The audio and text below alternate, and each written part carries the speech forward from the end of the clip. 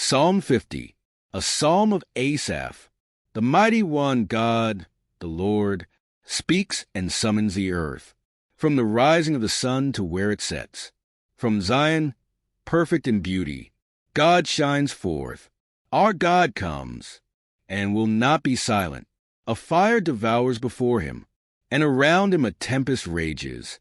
He summons the heavens above, and the earth, that he may judge his people. Gather to me this consecrated people, who made a covenant with me by sacrifice, and the heavens proclaim his righteousness. For he is a God of justice. Listen, my people, and I will speak. I will testify against you, Israel. I am God, your God. I bring no charges against you concerning your sacrifices, or concerning your burnt offerings, which are ever before me. I have no need of a bull from your stall, or of goats from your pens. For every animal of the forest is mine, and the cattle on 1,000 hills. I know every bird in the mountains, and the insects in the fields are mine. If I were hungry, I would not tell you, for the world is mine and all that is in it. Do I eat the flesh of bulls, or drink the blood of goats? Sacrifice thank offerings to God. Fulfill your vows to the Most High, and call on me in the day of trouble. I will deliver you, and you will honor me. But to the wicked person, God says, what right have you to recite my laws, or take my covenant on your lips? You hate my instruction, and cast my words behind you. When you see a thief, you join with him. You throw in your lot with adulterers. You use your mouth for evil, and harness your tongue to deceit. You sit and testify against your brother, and slander your own mother's son. When you did these things and I kept silent, you thought I was exactly like you. But I now arraign you, and set my accusations before you. Consider this, you who forget God, or I will tear you to pieces, with no one to rescue you. Those who sacrifice thank offerings honor me, and to the blameless I will show my salvation. Mark 14. Jesus anointed at Bethany. Now the Passover and the festival of unleavened bread were only 2 days away, and the chief priests and the teachers of the law were scheming to arrest Jesus secretly and kill him. But not during the festival, they said, or the people may riot. While he was in Bethany, reclining at the table in the home of Simon the leper, a woman came with an alabaster jar of very expensive perfume, made of pure nard. She broke the jar and poured the perfume on his head. Some of those present were saying indignantly to one another, "Why this waste of perfume? It could have been sold for more than a year's wages, and the money given to the poor." And they rebuked her harshly. "Leave her alone," said Jesus. "Why are you bothering her? She has done a beautiful thing to me. The poor you will always have with you, and you can help them any time you want. But you will not always have me." She did what she could. She poured perfume on my body beforehand to prepare for my burial.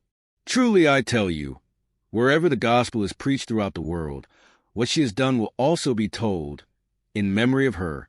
Then Judas Iscariot, one of the 12, went to the chief priests to betray Jesus to them. They were delighted to hear this and promised to give him money. So he watched for an opportunity to hand him over. The Last Supper. On the first day of the festival of unleavened bread, when it was customary to sacrifice the Passover lamb, Jesus' disciples asked him, "Where do you want us to go and make preparations for you to eat the Passover?" So he sent 2 of his disciples, telling them, "Go into the city, and a man carrying a jar of water will meet you. Follow him. Say to the owner of the house he enters, 'The teacher asks, where is my guest room, where I may eat the Passover with my disciples?' He will show you a large room upstairs, furnished and ready. Make preparations for us there." The disciples left, went into the city, and found things just as Jesus had told them. So they prepared the Passover. When evening came, Jesus arrived with the 12. While they were reclining at the table eating, he said, "Truly I tell you, one of you will betray me, one who is eating with me." They were saddened, and one by one they said to him, "Surely you don't mean me?" "It is one of the 12, he replied, "one who dips bread into the bowl with me." The Son of Man will go just as it is written about him. But woe to that man who betrays the Son of Man. It would be better for him if he had not been born." While they were eating, Jesus took bread, and when he had given thanks, he broke it and gave it to his disciples, saying, "Take it. This is my body." Then he took a cup, and when he had given thanks, he gave it to them, and they all drank from it. "This is my blood of the covenant, which is poured out for many." He said to them, "Truly I tell you, I will not drink again from the fruit of the vine until that day when I drink it new in the kingdom of God." When they had sung a hymn, they went out to the Mount of Olives. Jesus predicts Peter's denial.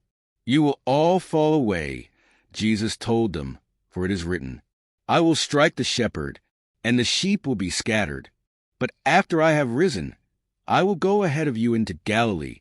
Peter declared, "Even if all fall away, I will not."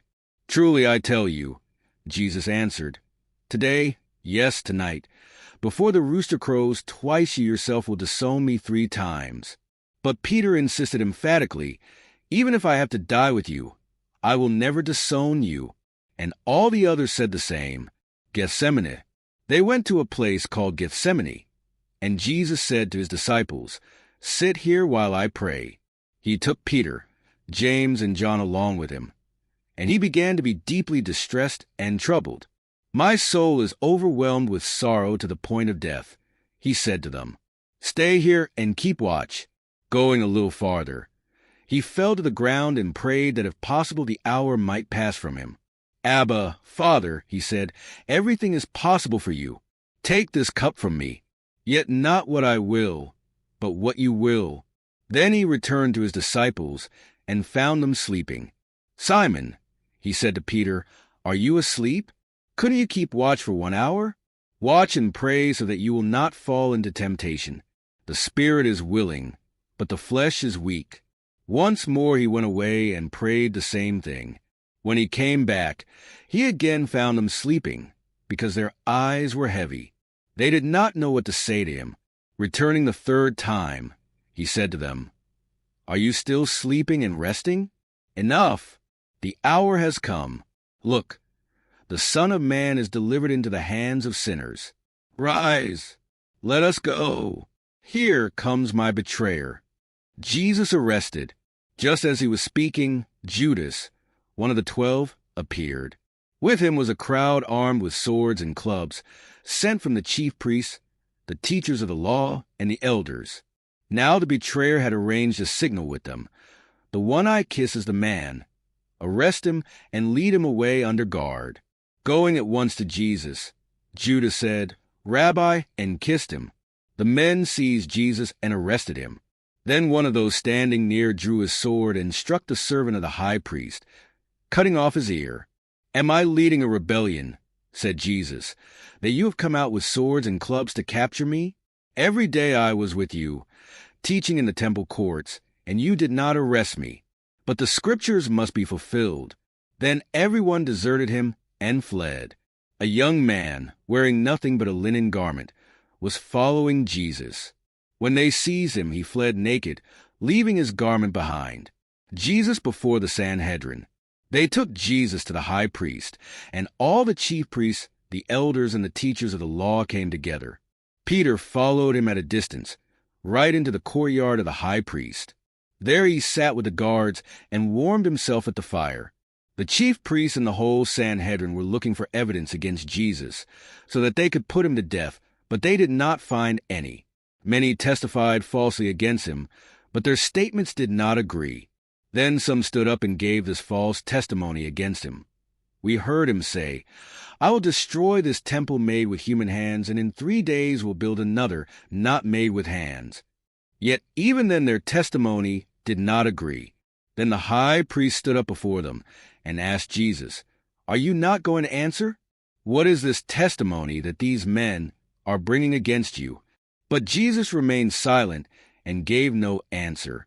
Again the high priest asked him, "Are you the Messiah, the Son of the Blessed One?" "I am," said Jesus.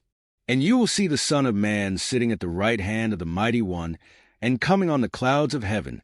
The high priest tore his clothes. "Why do we need any more witnesses?" he asked. "You have heard the blasphemy. What do you think?" They all condemned him as worthy of death. Then some began to spit at him. They blindfolded him, struck him with their fists, and said, "Prophesy." And the guards took him and beat him. Peter disowns Jesus.